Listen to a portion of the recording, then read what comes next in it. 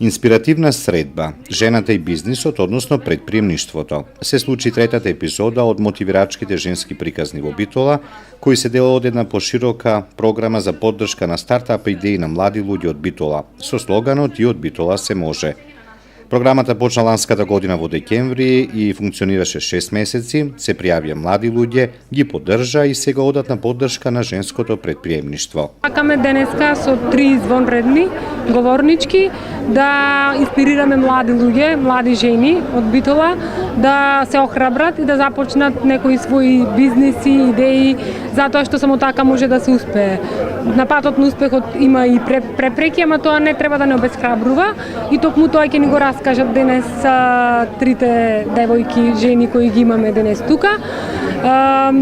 Мислам дека е најважно да излеземе инспирирани, мотивирани, да се поддржиме едни со други, ќе имаме шанса и да се мрежиме и сигурна сум дека од тоа ќе се роди нешто добро, извонредно и понатаму. И од Битола се може и старта програмата покажа дека имаме успех и сега.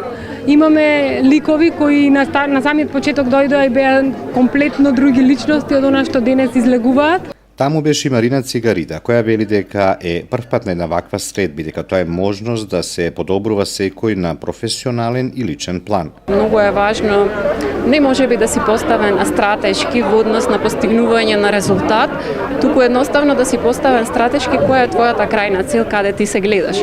Така што се надевам дека ќе инспирирам доста млади жени. Јас сум по професија стоматолог, значи ништо сосема диаметрално од ова што сега го работам. Меѓутоа се пронајдов затоа што ова е работа која што ми овозможува да комуницирам со многу луѓе и со тек на време сватив дека е благородна затоа што иако работам во компанија која што е главно компанија за продажба, нели селс компанија, сепак успеваме да придонесеме за благосостојбата на луѓето и тие да се чувствуваат поисполнето и пореализирано на секој план.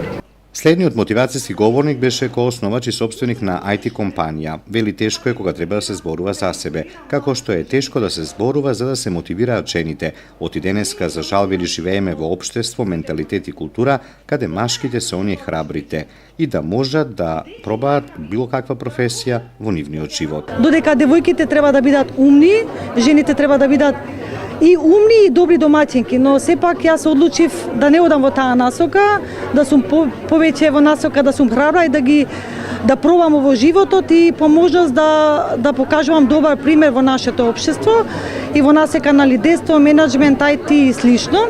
Генерално, значи, последните 20 години имам огромно искуство и во корпоративно ниво, работејќи во Microsoft долго време, скоро 10 години во образование, да помагаме, значи, во носење на политики, во иновации, во IT, во основно средно образование, но и во високо образование. И после тие 10 години генерално се доаѓа до тој степен кога што веќе си задоволен со кариерата и со самата професија. И потоа сакаш генерално да не само да си пример за младите, но да им овозможиш, да им прудиш рака за да и оние бидат успешни и се во тренд во тоа што се работи, што се бара во да кажеме во пазарот на труд. Оваа програма е дел од прекогранична програма финансирана од Европската унија и како што вели Милевска се покажа како извонредна и успешна. И Преда Плюс стратешки размислува да ја продолжи без разлика дали ќе се најдат фондови или не, затоа што има многу заинтересирани битолчани од бизнес сектор и од јавен сектор кои сакаат да помогнат во оваа програма. Така да без разлика што ќе биде следете не, сигурно ќе има втор повик на самата програма за приклучување на поддршка на втората рунда, да ја кажам, на И од Битола се може.